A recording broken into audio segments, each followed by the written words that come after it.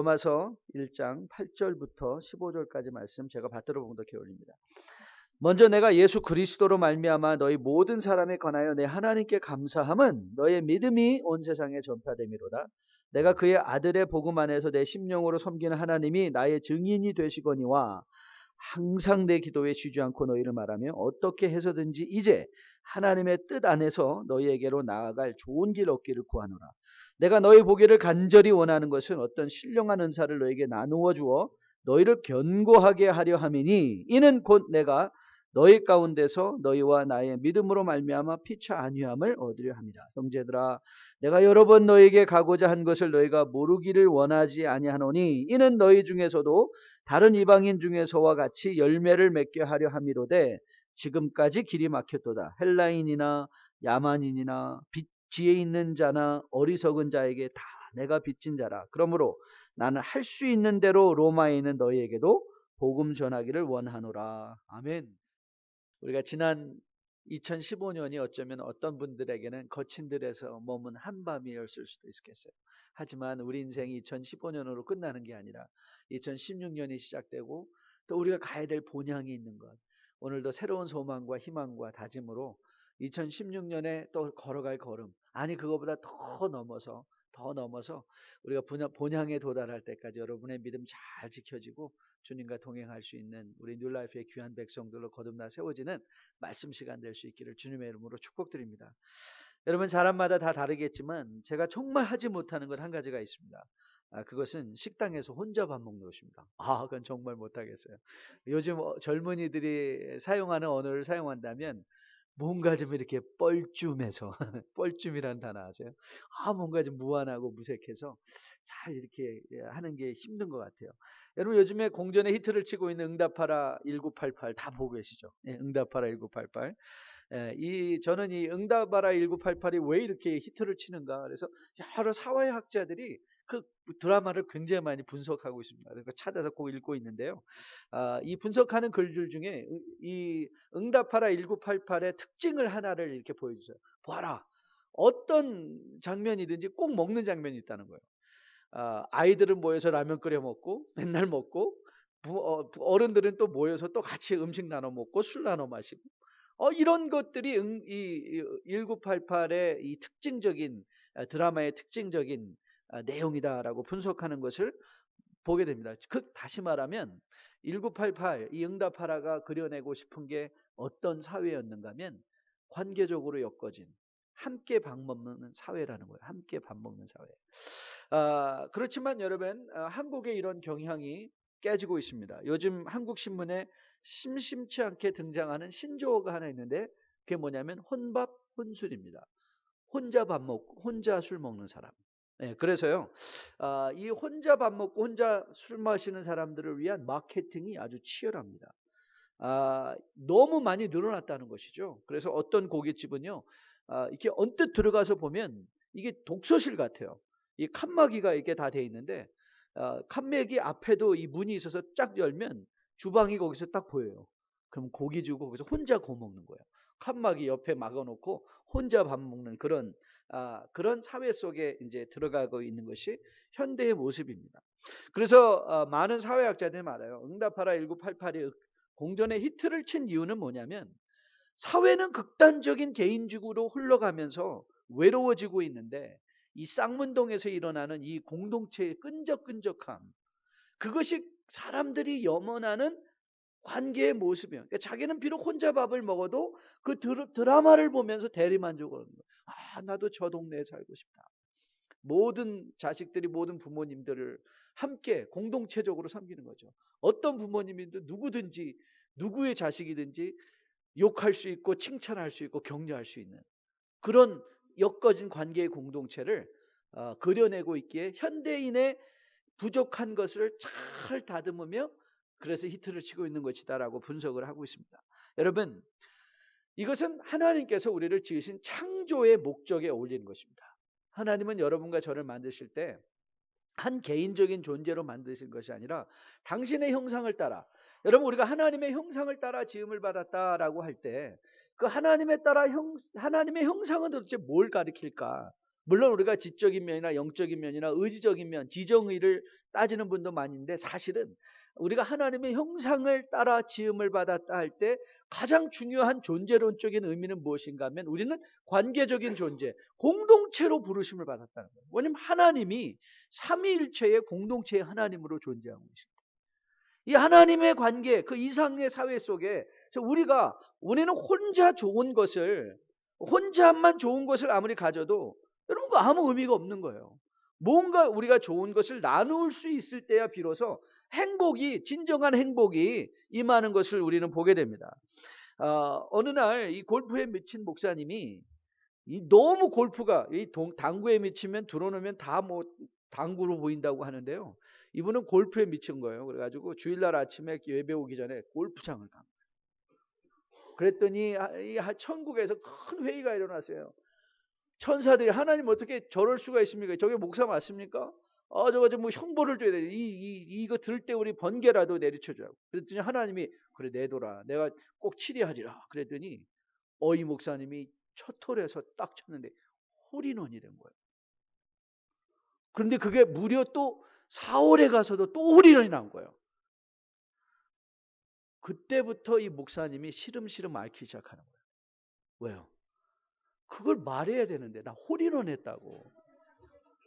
아무한테도 말을 못하는 거예요. 주일날 목사가 주일날 가서 골프 쳤다고. 하나님이 참 그렇게 심판하실 수 있다는 거예요. 여러분 홀인원을 한 것도 언제 기뻐요? 나눌 때 기쁜 거예요. 나 혼자 홀인원하고 쓱 돌아서면 그 아무 의미가 없는 거예요. 여러분 그렇다면 우리가 내리는 결론이 뭐죠? 어떤 사람이 행복하냐? 어떤 사람이 행복하냐? 행복한 사람이란 주변에 이렇게 좋은 것을 나눌 수 있는 사람이 있는 사람이 행복한 거예요. 관계가 풍성한 사람이 행복한 거예요. 혼자 독불장군이 행복한 게 아니라 아무리 세상에 좋은 걸 다 가져도 독불장군은 절대 행복할 수가 없어요. 하지만 관계로 풍성한 사람은 행복할 수 있는 것이죠. 여러분 로마 교회 교인들이 왜 행복한 줄 아십니까? 로마 교회 교인들이 행복했던 이유는요. 바울이 있기 때문에 그래요. 바울이 그들을 향하여 가지고 계신 간절한 마음. 함께 좋은 것을 나누고 그들을 견고하게 하기 원하던 이 바울이 있었기 때문에 로마 교회는 행복한 교회였던 거예요. 저는 2016년 첫 예배를 열어가면서 하나님, 우리 뉴라이프의 공동체 안에도 이런 행복한 관계들이 많이 세워지는 2016년 되게 도와주세요. 라고 기도했습니다. 저는 정말 여러분을 위해서 기도합니다. 맞습니다. 전 여러분들이 비즈니스에도 성공하고 여러분의 건강도 많이 풍성해지길 원하지만 제가 정말 원하는 것은 저는 여러분들이 많은 좋은 사람들 곁에 둘러싸여 있는 자식과의 관계도, 부모 자식과의 관계도, 부부간의 관계도, 그리고 교우들 간의 관계도, 직장 안에서의 동료의 관계도 이렇게 아름답게 회복되어져서 행복을 나눌 수 있는 그런 관계들이 많이 열매 맺히는 2016년 되기를 주님의 이름으로 축복드립니다. 이것은 우리가 지향하고 있는 커넥션, 연결과 너무나 맞는 것이죠. 하나님은 우리를 하나님과 연결되게 하길 원하시고 그리고 이웃들과 함께 수평적으로 연결되길 원하고 또 수직적으로 세상과 연결되게 하기 원하시는 그 하나님. 바로 저는 여러분들의 자식과 여러분들의 부모와 여러분들의 부모님들과 여러분들의 교우들과 또 세상에서 사회적인 관계 속에서 이렇게 잘 연결되어져서 행복이 정말 끊기지 않고 흘러갈 수 있는 그런 관계가 되기를 주님의 이름으로 축복드립니다. 저는 여러분의 이 복음의 이것이 여러분 왜 가능한가? 아니 생면부지의 사람들이 모여서 어떻게 이런 관계를 들어갈 수 있는가? 오늘 본문에서 분명히 말하고 있죠. 그리스도 안에서 가능한 거예요. 그리스도 안에서 가능한 거예요. 저는 여러분과 저에게 우리가 이미 그리스도 안에서 믿음을 고백하는 고백의 공동체가 되었기에 저는 이런 일들이 분명히 가능하다고 믿습니다. 왜요? 그 일을 가능하게 하시는 그리스도 안에 우리가 이미 들어와 있기 때문에. 그래서 저는 여러분과 저가 이것을 목표 삼아서 정말 이런 행복한 그런 한 해가, 우리는 그럼 이렇게 기도하죠. 그 맞아요. 하나님 저에게도 그런 바울과 같은 사람을 많이 보내주세요. 저는 이런 소극적인 기도가 아니라 우리 자녀들에게도 하나님 우리 자녀들이 그런 바울과 같은 친구 같게 도와주세요 라고 기도하기보다 저는 여러분들이 이런 좀 도전적인 기도 제목, 하나님 내가 그 바울 되게 도와주세요. 우리 자녀가 그 바울 되게 도와주세요. 그래서 정말 그 자녀를 통하여 많은 사람들이 살아나는 그런 역사를 우리 자녀가, 내가, 우리 교회가 체험하게 도와주세요 라는 적극적인 기도를 할 수 있는 여러분과 저 될 수 있기를 주님의 이름으로 부탁드립니다. 그러면 바울과 같은 사람이 된다는 것이 무엇일까? 저는 오늘 본문에서 바울이 어떤 사람이었는가를 이 세 가지 단어로 함께 나누고 그것을 우리의 삶의 목표 삼아서 2016년도를 행복을 나누어 주는 사람으로 함께 있어 좋은 사람들로 거듭나 세워지는 시간 되었으면 참 좋겠습니다. 오늘 본문에서 세 가지 단어를 우리가 발견할 수 있는데, 첫째는 나눔이란 단어고요, 둘째는 견고라는 단어고, 그 다음에 세 번째는 피차 안위라는 이 단어예요. 보면 이렇게 나와 있죠. 그래서 바울은 어떤 사람이었는가? A person who shares, 나누어 주는 사람. 바울은 나누어 주는 사람이었어요. 그리고 바울은 a person who strengthens, 그러니까 사람을 견고하게 힘주는 사람, 에너지를 뺏어가는 사람이 있는가 하면 에너지를 채워주는 사람이 있잖아요. 바울은 에너지를 채워주는, 견고하게 해주는 사람이었고요. 마지막에 바울은 피차 안위하는 사람이었다는 거예요. A person who mutually encourages. 자, 이게 이제 굉장히 중요한 컨셉이에요. 자, 하나씩 자세히 풀어가면서 이게 도대체 어떻게 나는 바울과 같이 나누어주고 견고하게 하며 그리고 피차 안위하는 사람이 될까? 이 교훈들을 마음에 받는 이 시간 되기를 주님의 이름으로 축복드립니다. 여러분, 바울은 로마 교회 교인들을 간절히 보기에 사모하며, 자, 오늘 요절이 11절과 12절인데요. 자, 11절과 12절을 같이 한번 읽어보겠습니다. 같이 한번 읽습니다. 시작. 내가 너희 보기를 간절히 원하는 것은 어떤 신령한 은사를 너희에게 나누어 주어 너희를 견고하게 하려 함이니, 이는 곧 내가 너희 가운데서 너희와 나의 믿음으로 말미암아 피차 아니함을 얻으려 함이라 그랬어요. 자, 바울이 로마 교우들을 보기 원하였고 그들에게 있어서 바울의 존재가 복된 존재였던 것은 그가 나누어 주고 싶어하는 사람이었기 때문에 그렇습니다. 바울이 나누어 주고 싶었던 것이 무엇이었죠? 신령한 은사를 나누어 주고 싶다 그랬어요. 바울이 나누고 싶었던 것은 무슨 인격적인 정리나 혹은 세상의 물질, 세상의 것이 아니었어요. 바울이 왜 그가 정말 복된 사람이 되었는가? 여러분, 우리가 자녀들에게도 물질만 나누어주는 부모들이 있죠. 자녀들에게 물질을 많이 나눠주면요, 그 자녀들이 썩어버리는 경우를 전 너무 많이 봤습니다. 그러나 부모가 자녀들에게 신령한 은사들을 나눠줄 수 있다면, 그런데 사실 본문에서는 그 신령한 은사가 무엇인가를 적절하게 풀어내고 있지는 않아요. 아니, 저는 믿기로 바울이 그것을 풀어내고 싶은, 그것이 고린도전서 12장부터 등장했던 그 은사에 관한 것인가? 사실 거기에 오늘 핵심 포인트를 주고 싶었던 것이 아니라, 바울은 내가 무언가 영적인 것, 여러분들이 자녀들에게 내가 영적인 것을 나누고 있는가? 여러분이 오이코스에서도, 우리는 오이코스에서 영적인 것이 나누어지고 있는가? 아니면 여러분들의 직장에서도 내가 직장 동료들과 물질적인 것을 나누나 영적인 것을 나누나? 오늘 본문에서는 신령한 은사가 영적인 것인 것을 우리에게 교훈하고, 메인 포인트는 나눔에 있다는 거예요. 나는 그걸 나누기 원한다. 그 영적인 것들을 내가 나누기 원한다. 즉 나눔의 포인트가 잡혀 있는 거죠. 여러분은 어떤 사람과 있으면 행복합니까? 여러분, 우리 가운데 누군가 막 인색함으로 자기 것만 취하고 절대 나누지 않는 사람이 있으면 그 관계가 행복할까요? 행복하지 않습니다. 인색한 사람들과 함께 있으면 행복하지 않습니다. 하지만 나누고 싶어하는 사람들과 함께 있으면 행복한 것이죠. 그러면 우리는 이런 질문을 던져야 되겠죠. 그러면 나는 어떻게 바울과 같은 사람이 될까? 간단하죠. 나눌 수 있는 사람은 누가 나눌 수 있죠? 받은 사람이 나눌 수 있죠. 그게 오늘 핵심 포인트예요. 내가 바울과 같은 사람이 되기 원한다면, 그러면 우리는 바울과 같이, 이미 바울이 나눌 수 있었던 것은 그가 신령한 영적인 은사들을 이미 어떻게 한 거예요? 받은 자잖아요.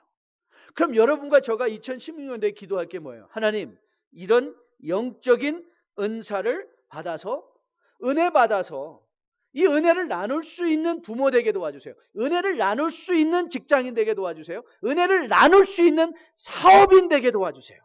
여러분, 우리 한국말의 경구 기억하시죠? 인심은 어디에서 난다고 그랬죠? 쌀독에서 나는 거예요. 인심은 쌀독에서 나요. 여러분, 영적인 인심은 어디에서 나는지 아세요? 은혜에서 나요. 은혜.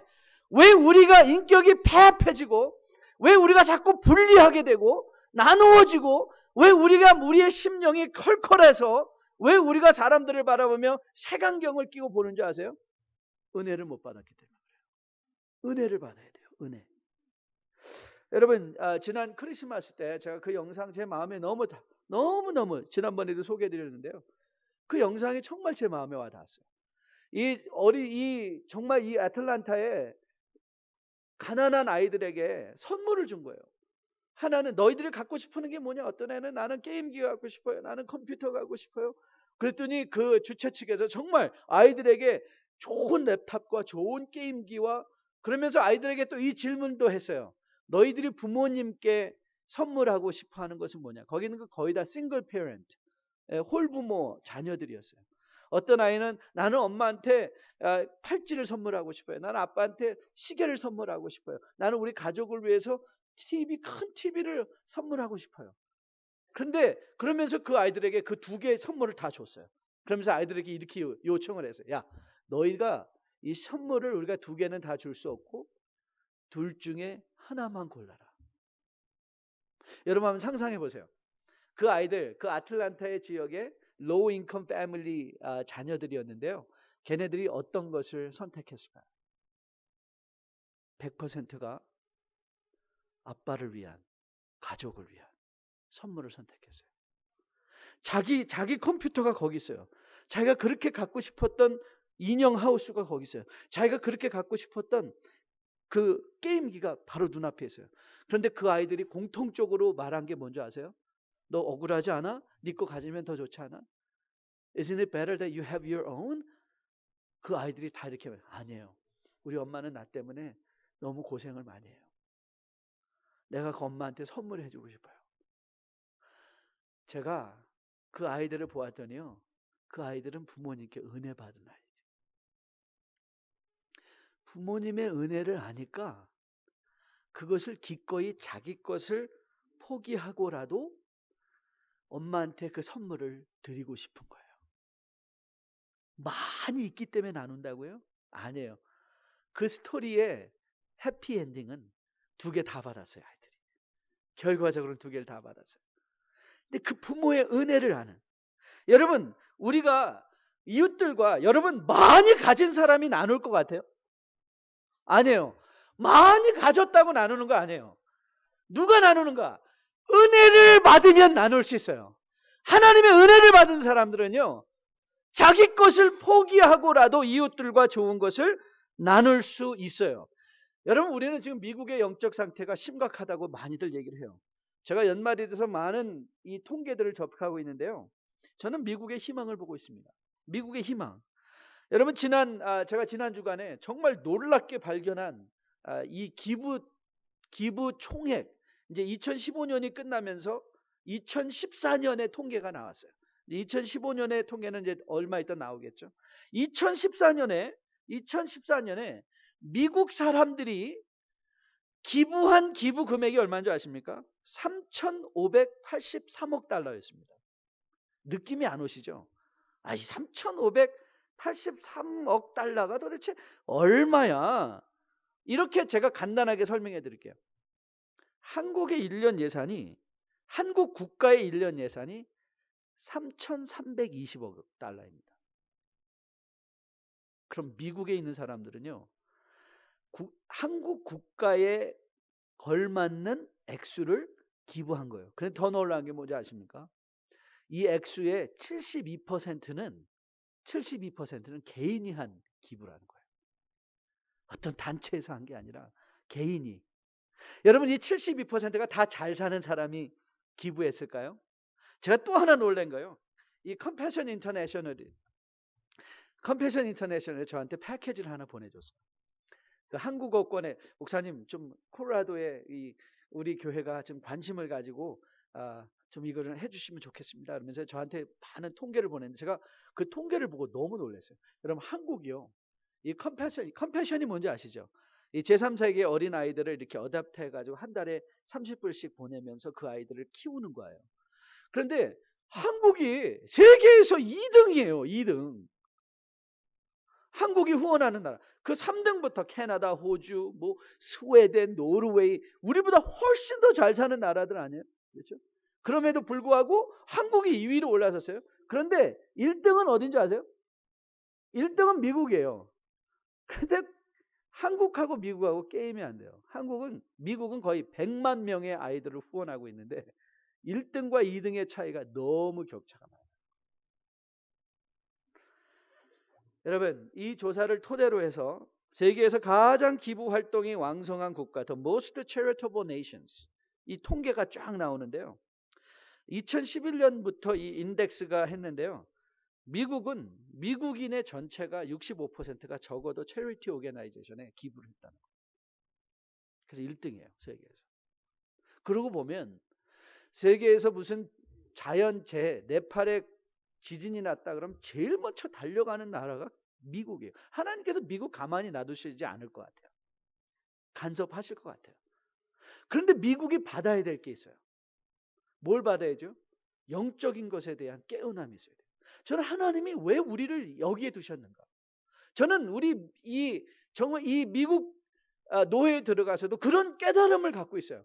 야, 이게 하나님이 이민교회를 여기에 두신 이유가 이 영적으로 거듭나 세워지는 교회들을 통해서 하나님이 이 미국 사람들도 도전받게 하기를 원하시는구나.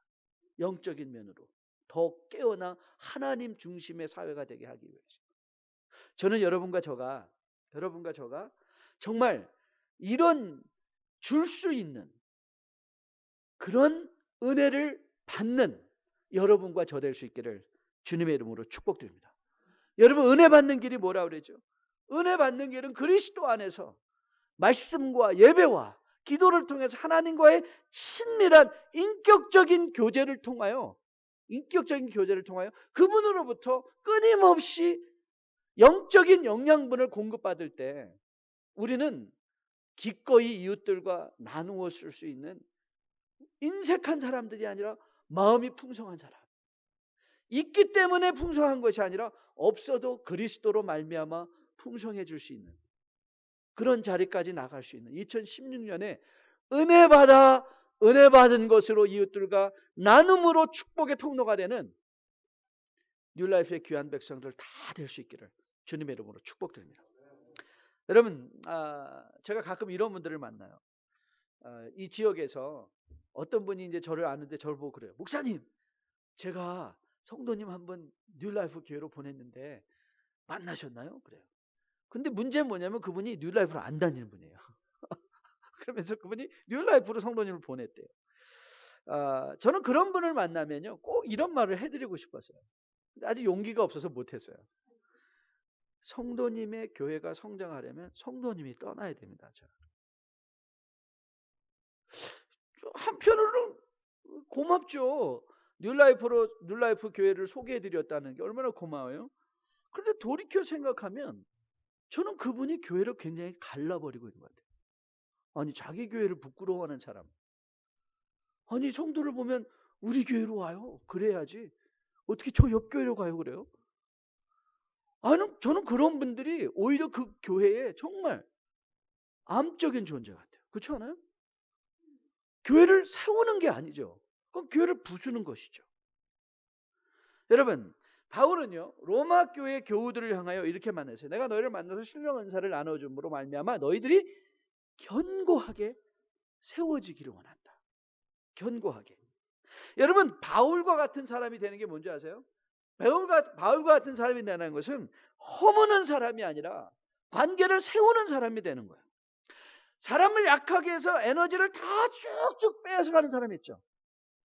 정말 성도님들과의 관계 속에서도요 그런 분들이 있습니다. 늘 케어가 필요해요.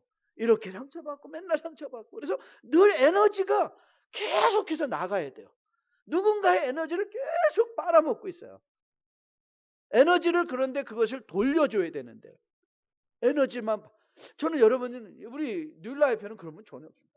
여러분은요, 이게 앉아만 있어 에너지가 막 저한테 와가지고 뒤로 이렇게 넘어져 가는 것 같은데요.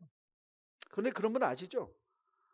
교회 생활에서도 늘 뭔가 케어하며 에너지를 이렇게 줘야 되는 그런 사람. 저는 여러분이 2016년도에는 우리 공동체, 여러분의 가정 공동체, 그리고 여러분의 직장 사업 공동체를 견고하게 하는 사람이 될 수 있기를 주님의 이름으로 축복드립니다. 그럼 어떻게 우리가 상대방을 견고하게 할 수 있을까요? 간단하죠. 내가 먼저 어떻게 돼요? 견고하게 서 있어야죠. 저는 비행기를 탈 때마다 저는 항상 저건 정말 명언이다. 저건 정말 명언이다. 비행기하면 이거 비상벨트 매는 방법 뭐 다 가르쳐 주잖아요. 그 중에 결정적인 게 뭐예요? 이 비행기 안에 기압이 떨어지면 산소 마스크가 떨어지는데 옆에 있는 어린아이들부터 빨리 껴주십시오. 그러나요? 아니요. 항상 이렇게 해요. Put mask first on yourself, then help others. 당신의 얼굴에 마스크 먼저 쓰고 옆에 어린아이들 연약한 사람 있으면 도와주라는 거예요. 그러니까 내가 숨 못 쉬는데 어떻게 남을 도와주냐고요.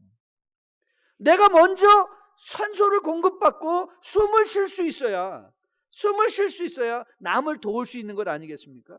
그래서 여러분들이 2016년도에 사모해야 될 게 뭔지 아십니까? 하나님, 제가 그리스도 안에서 견고하게 세워지게 도와주세요.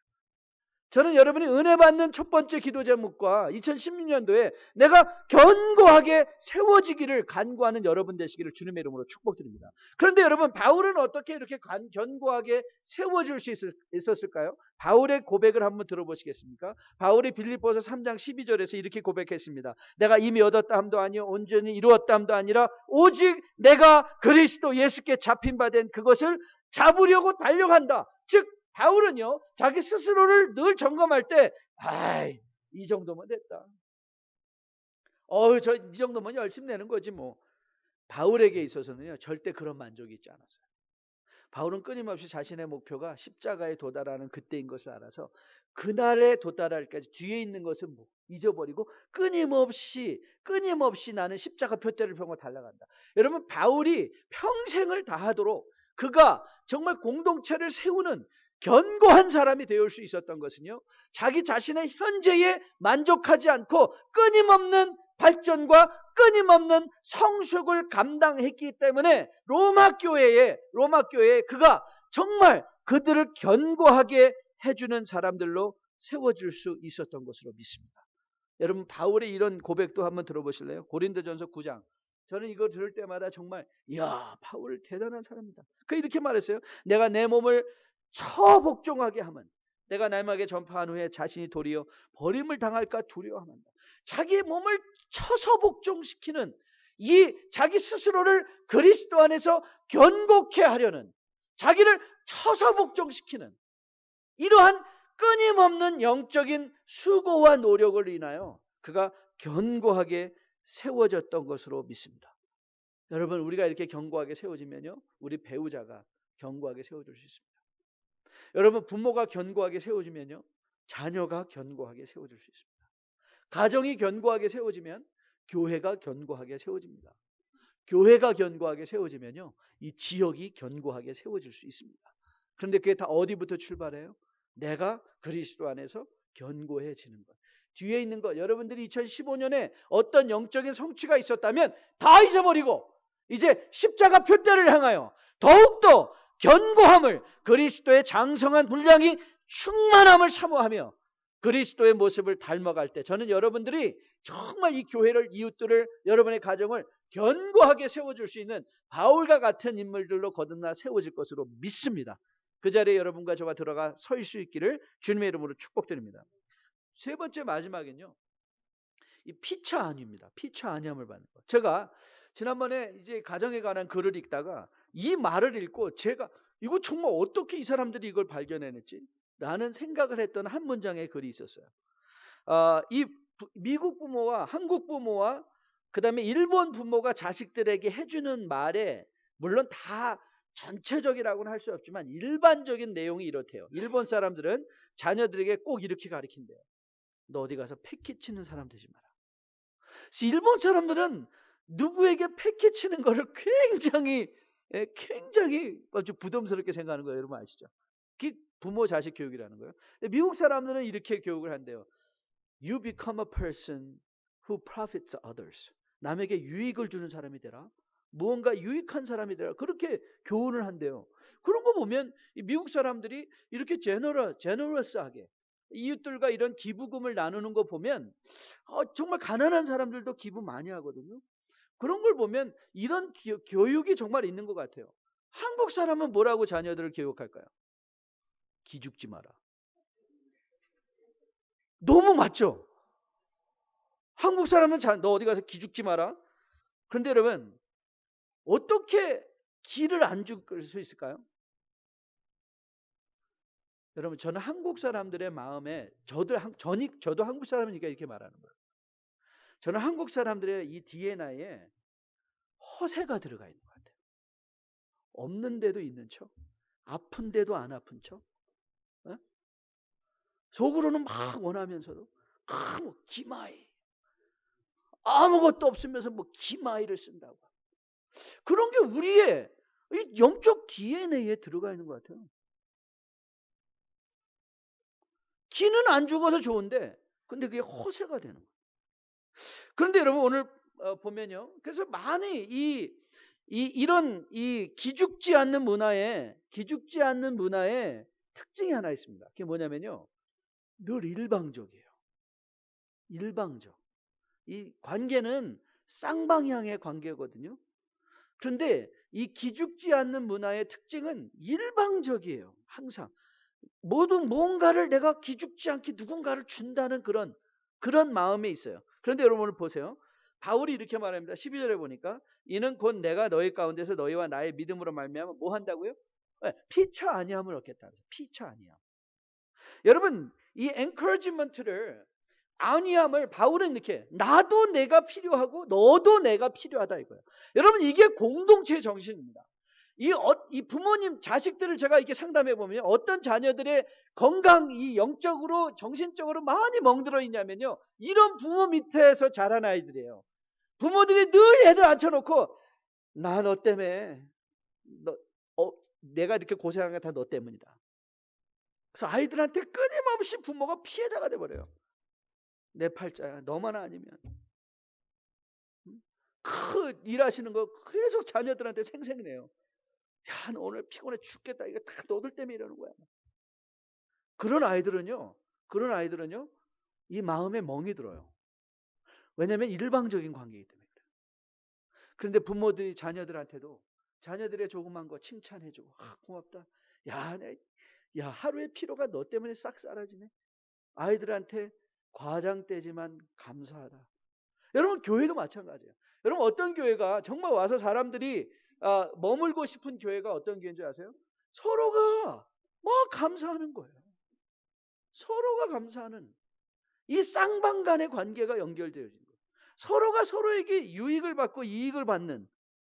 여러분 저는 하나님이 왜 우리를 하나님을 사랑하는 기계로 만들지 아니하시는가가 저는 이해가 돼요. 하나님이 우리를 그냥 순종하는 기계로 만드실 수도 있어요. 근데 그거는 진정한 쌍방 간의 인격적 교제는 안 일어나요. 그렇죠. 우리는 순종할 수밖에 없기 때문에. 여러분 하나님께서 스가랴 6장에서 이렇게 말씀하셨어요. 스가랴에서 이렇게 그가 내게 외쳐 말하기를 북쪽으로 나간 자들이 북쪽에서 내 영을 쉬게 하였다. 이 내 영을 쉬게 했다라는 표현이 저는 옛날 번역이 더 좋은 것 같아요. 이 개역 성경에서 개역 개정에서는 내 영이 쉬었다라는 표현을 했는데 하나님의 영이 우리로 인하여 쉬었다. 그런데 이 말을 이 개역 성경에서는 그들로 일말마 내 마음이 시원하게 되었다 그러죠. 쉬었다는 게 내 영이 시원하게 됐다. 그러니까 우리가 하나님의 마음을 시원하게 해드릴 수 있는 거예요. 그러니까 이 관계가 하나님도 하나님의 우리를 보면 하나님이 답답해 하시는 사람이죠. 아유, 채널 보면 예배에도 보면 하나님이 좀 답답해 하실 분이 있을 것 같아요. 물론 우리 교회는 아니지만. 그런데 예배에 동참한 여러분들을 보면 하나님의 마음이 시원해지시는 거예요. 여러분 우리가 하나님과 맞는 관계도요. 하나님이 우리를 일방적으로만 사랑하시는 거 아닙니다. 하나님은 우리와 쌍방관의 사랑의 관계를 원하십니다. 제가 제일 좋아하는 거 스바냐 3장 16절. 너의 하나님 여호와가 너희 가운데 계시니, 그리고 뭐라고 고백하죠? 그가 너로 말미암아 기쁨을 이기지 못하시니. 여러분, 이거는 쌍방관의 관계죠. 하나님이 우리로 인하여 기쁨을 이기지 못하신대요. 하나님이 우리를 통하여 기쁨을 받으신대요. 하나님이 여러분과 맺기 원하는 관계는요, 일방적인 관계가 아니에요. 쌍방관의 관계예요. 제가 오늘 이제 고백을 하나 하는데요. 제가 저를 생각할 때 저는 되게 밥맛 없는 사람이었어요. 그래서 저 다 치유됐어요. 이게 치유된 사람이 이 말을 하는 거예요. 제가 왜 밥맛이 없었냐면요.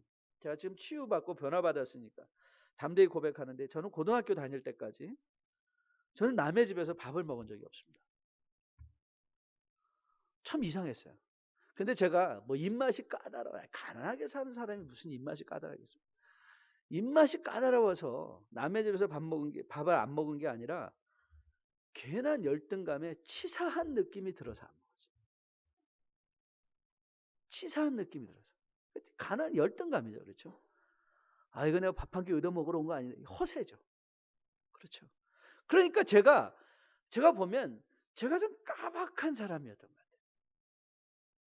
왜 그런가 살펴봤더니 밥이란 건 피차 얻어도 먹고 또 대접도 하는 것이라는 것을 몰랐던 거예요. 인간관계라는 그런 거예요. 밥도 얻어 먹을 수 있고.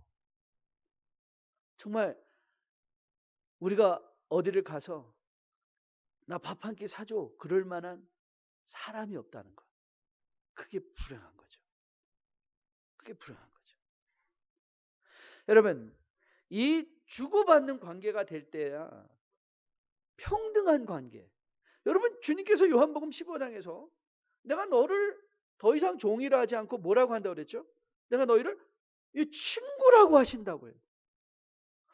하나님이 우리를 어디까지 끌어올려 주시냐면요, 친구라는 인격적인 관계까지 끌어올려 주셔서 그 관계 속에서 서로가 평등한 관계. 그렇죠? 주님은 자꾸 우리를 평등한 관계로 올려주세요.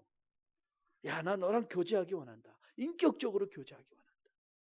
그게 우리가 추구해야만 하는 성경적인. 그래서 누군가에게도 도움을 요청할 수 있고, 저도 그래서 이 도움을 요청하지 못하는 것 때문에 그게 치사하고 열등감에 맞는 사람이 남에게 지금 제가 우리 젊은이들에게 정말 여러분들이 빨리 부부관계 상담 받으면요, 부부 상담 금방인데 이 남자들이나 여자들이나 이 상담 받는 것이 치사하게 생각되고 자기의 약점을 내어놓는 것 같아서 지들끼리 부딪히다가 가정이 엉망되는 경우가 얼마나 많은지 모르겠어요. 왠지 아세요? 자기의 약점을 내려놓고 남의 도움을 받아서 내가 설 수 있다는 것을 잊어버리는 거예요. 자꾸. 그게 뭐예요? 우리 안에 들어가 있는 허세죠.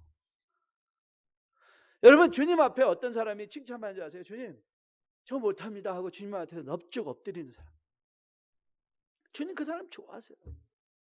주님을 자꾸 인정해 드리는 거죠. 하나님이 내 인생의 주인입니다. 그럼 하나님이 그 사람을 일방적으로 내버려두는 것이 아니라 그 일을 통해서 자꾸 또 세워주세요. 그래서 인격적인 교제에 들어가요. 여러분, 바울은 로마서 15장에서 그가 이렇게 말했습니다. 이는 지나가는 길에 너희를 먼저 보고 너희와 사귐으로 얼마간의 기쁨을 가진 후에 너희가 그리로 보내주기를 바란다. 바울은요, 로마 교인한테 나 너희들 도움이 필요하다라는 것 절대 숨기지 않습니다. I need your help. I want to be with you. 그러니까 여러분, 일부 예배 오시는 분들도 혹시 일부 예배 오고 밥 안 먹고 가시는 분 있으면요, 여러분 정말 그럼 차라리 2부에 오셔서 밥 드시고 가십시오. 공동체 안에서 밥 안 먹고 가는 거는요, 그거는 서로가 인격적으로 대등해지고, 여러분 오이코스가 한번 대접하고 또 1년에 몇 주를 또 대접받고, 이게 공동체를 묶어주는 힘이에요. 주고받는 관계. 이제 우리 내년도 올해 10월 달에 저희 터닝 포인트 강사로 오실 분이 이제 김병년 목사님이십니다. 김병년 목사님이 자신의 페이스북에 이 나눔과 관련해서 이런 좋은 글을 올려놓으셨어요. 잘 아시죠? 그 우리 한번 읽었죠. 왜 우리 이렇게 행복해요? 그 김병년 목사님 시리즈 책 3권 우리 읽었잖아요.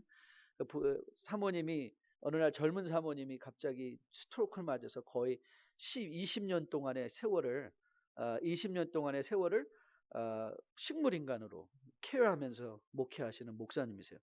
아, 그분이 이렇게 제가 한번 발췌해서 읽어드릴게 한번 들어보세요.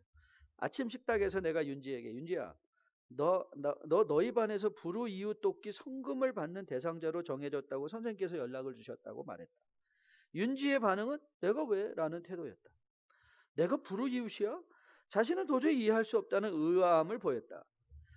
불우이웃돕기 성금은 도움을 필요하는 사람에게 준다는 뜻이야. 불쌍하다는 뜻보다는 도움이 절실하게 필요해서 나눈다는 것이지. 엄마가 아파서 지금까지 사람들의 후원을 받았지. 엄마를 돕는 후원금이라고 하지. 후원금이야. 우리의 뒤를 봐주는 거야. 그제서야 안심이 되는 듯 응이라고 대답을 한다. 중략하고요.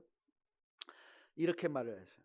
지하철 안에서 이렇게 구걸하는 사람을 보았다. 저는 거지가 아닙니다라고 소리친다.